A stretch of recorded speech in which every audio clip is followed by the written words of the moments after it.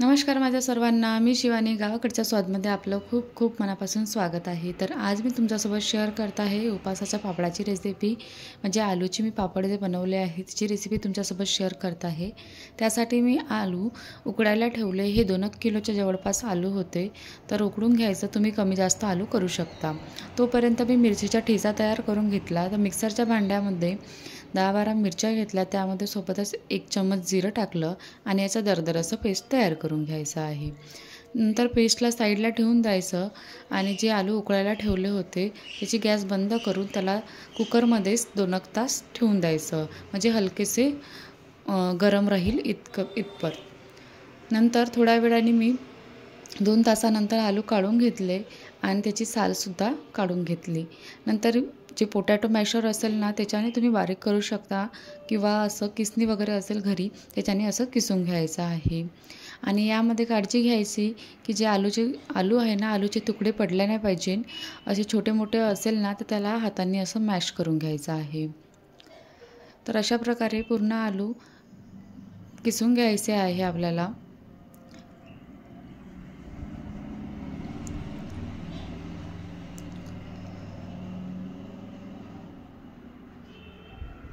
Almost झालेले सर्व आहे आलू किसून.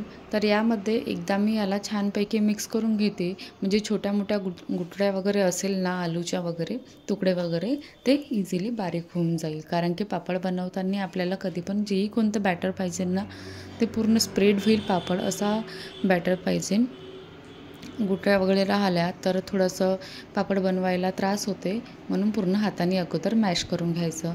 नंतर जो बनवलेला मिरचीचा ठिसा होता तो त्यामध्ये टाकायचा. यामध्ये तुम्ही चिली फ्लेक्स पण टाकू शकता. हिरव्या मिरच्याच्या ऐवजी जो लाल मिरच्याचे चिली फ्लेक्स असते ना तो सुद्धा तुम्ही टाकू शकता. व चवीनुसार मीठ टाकायचं आणि यामध्ये तुम्ही ओवासुद्धा टाकू शकता. अगदी ऑप्शनल आहे ह्या वस्तू. मी थोडंसं काली मिर्च पावडर टाकलं आणि थोडासा धनिया टाकला. आज धनिया तुम्हाला उपासाला आवडत असेल तर टाकायचा, नाहीतर त्यालासुद्धा स्किप करून घ्यायचं. फक्त तुम्ही मिरची, जिरं व मीठ टाकूनसुद्धा हे पापड तयार करू शकता. आता हे सर्व मिक्स करून घ्यायचं छानपैकी. आणि मिक्स करून झाल्यानंतर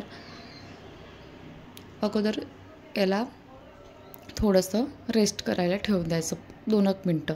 तोपर्यंत हात वगैरे धुवून घ्यायचं. प्लास्टिक शीट तयार करून घ्यायची आहे आणि नंतर हाताला तेल लावायचं छानपैकी. आणि याचे छोटे छोटे ज्या आकाराचे तुम्हाला पापड तयार करायचे असेल ना तेवढ्या आकाराचे तुम्ही हे बॅटर हातामध्ये थोडासा घ्यायचा असा गोळा आणि असा उलटपलट करून याचे पापड तयार करायचं आहे. आता पापड तयार करताना जी तेलाची प्लास्टिक असते किंवा अदर तुमच्याकडे कोणती प्लास्टिक असेल ना ते घ्यायची. त्याला तेल लावून घ्यायचं. अगोदर ही एक जी प्लास्टिक आहे माझ्याकडे हे तेलाचीच आहे तर त्याला तेल लावण्याची आवश्यकता पडली नाही.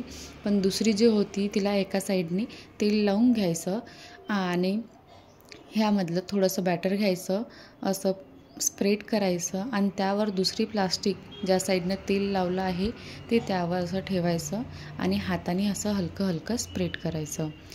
या ठिकाणी तुम्ही जी प्लेट असते ना तिच्याने पण सुद्धा स्प्रेड करू शकता. मी तुम्हाला सांगतेच आता. आणि नंतर खाली मी प्लास्टिक शीट टाकलेली आहे. त्यावर पापड स्प्रेड करायला ठेवलेले आहे. आता बघा थोडासा बॅटर घेतला. यावर जी दुसरी प्लास्टिक शीट होती ना ती टाकायची आणि एखाद्या झाकणीने असं हलकंसं दाबायचं. म्हणजे इझिली पापड तयार होतात.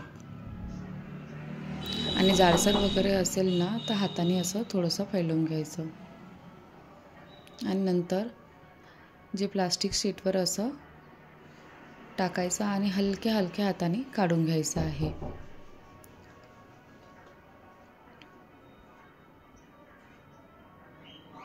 अशा प्रकारे बाकीचे पण पापड मी बनवून घेतलेले आहे. आणि उन्हामध्ये वाळू टाकून द्यायचं किंवा फॅनखाली पण टाकू शकता. बट उन्हामध्ये टाकानंतर लवकर वाळून जाईल म्हणून मी उन्हामध्येच टाकलं. थोड्या वेळाने इथे ऊन येतेच आणि नंतर गच्चीवर नेऊनसुद्धा टाकलं. अशा प्रकारे पापड करून घेतले आणि 2 दिवस छानपैकी वाळून घ्यायचं आहे. मस्तपैकी कडक होईल इथपर्यंत. आणि नंतर गरम गरम तेलामध्ये फ्राय करायला ठेवून द्यायचं आहे. खूप छान लागतात हे फ्राय केल्यानंतर. याला तुम्ही तेलात न फ्राय करता असे पण भाजले ना तरी छान लागतात खायला. बट तेलातले आणखी छान लागते खायला, म्हणून मी तेलातच भाजते जास्त करून. आणि हे खूप जास्त असे स्प्रेड वगैरे होत नाही. जितक्या साईजचे तुम्ही पापड तयार केलेला आहे तितक्याच साईजचे स्प्रेड होतात.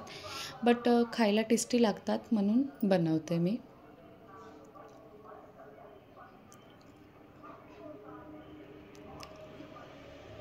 अशा प्रकारे जितके मला फ्राय करायचे होते तितके मी फ्राय करून घेतलेले आहे पापड आणि तुमच्यासोबत ही रेसिपी शेअर केली. आजची तुम्हाला रेसिपी आवडली असेल तर व्हिडिओला लाईक करा, शेअर करा आणि चॅनलला सबस्क्राईब करायला विसरू नका. आणि असेच पापड तुम्ही बनवून बघा आणि उपवासाच्या दिवशी एन्जॉयसुद्धा करा. थँक्यू. Take care. बाय.